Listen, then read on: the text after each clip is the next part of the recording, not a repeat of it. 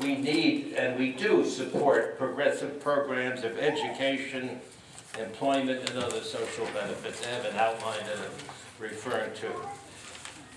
We have been among the first to defend the green economy before many others.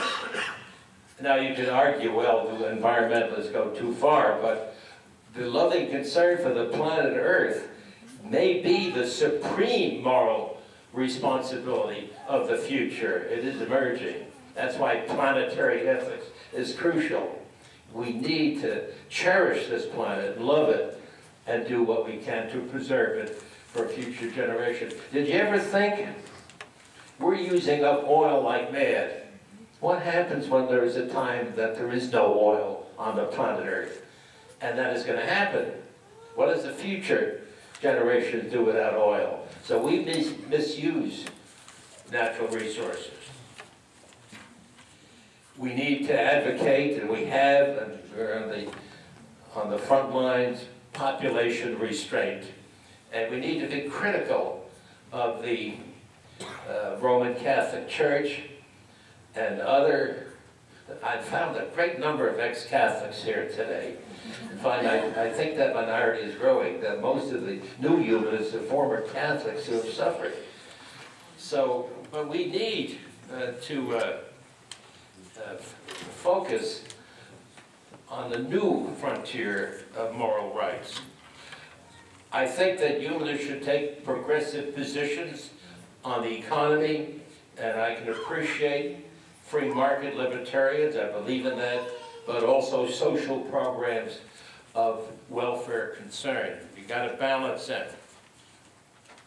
We need to move beyond egocentric individualism, chauvinistic naturalism.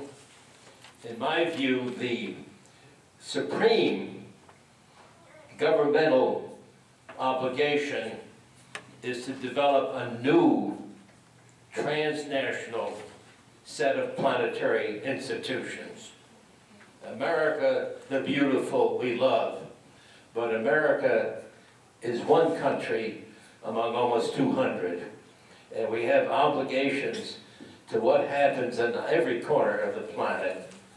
If the least of us suffer elsewhere than we suffer. So we need to develop a commitment not only to America, which of course is vital, but to every part of the human community. And we need to develop planetary institutions. I have been a strong supporter of the United Nations, and indeed, most of the founders of the United Nations were humanists, such as Brock Chisholm from Canada, Lloyd Boyd Orr from the United Kingdom, and others from the United States. The growth of international organizations is inevitable if we're going at some point to prevent the complete depletion of natural resources and the complete pollution of the fisheries and waterways. And that only can happen if there is a transnational authority. Now, when I make that point, as I did yesterday in Newark, New Jersey, where I gave a talk, was it Newark? Yeah, Newark, Red Bank. Oh, Red Bank, well, pretty close to Newark, about 50 miles from Newark. Red Bank, yeah. I made that point, someone said, what is this, world government? I said, yes. Well, what I mean by that, the treaty, international treaties, that we have obligations, not only of the economic advantage of this country, but of other countries in the world. And so much the same as Europe, after the Second World War, has developed European institutions. And I'm overwhelmed with joy to see the French and the Germans hug each other. The French and German nationalism, the French and German armies decline throughout Europe. I'm amused when I say this because my wife's uncles, Vive la France, they're very, very passionate Frenchmen, and they were members of the French army. But when I go to Germany, Achtung, you never hear Achtung. Well, that's a normal German word, but used in that sense. So it's the decline of chauvinism and patriotism, and especially in the United States, that is happening. The decline of excessive chauvinism and nationalism is essential for the future. And we need to develop a world court. When I say this, some of my southern friends says, a world court?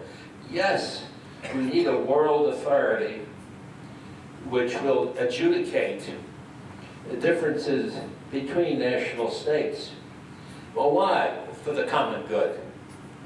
We need to defend human rights everywhere, so that if someone is repressed in China, or in South Africa, or Egypt, or anywhere, then that should be concern for the American Civil Liberties Union worldwide, the Humanist movement worldwide, and for new transnational institutions worldwide. We need a planetary environmental monitoring agency. We need an independent body of scientists and environmentalists and other people with the capacity to monitor the overfishing in the seas. Are the Japanese doing it? Are we doing it? Will the whales be destroyed? Will all fish eventually die? Monitor the seas and the atmosphere. And surely, as humanists, we all came from somewhere else.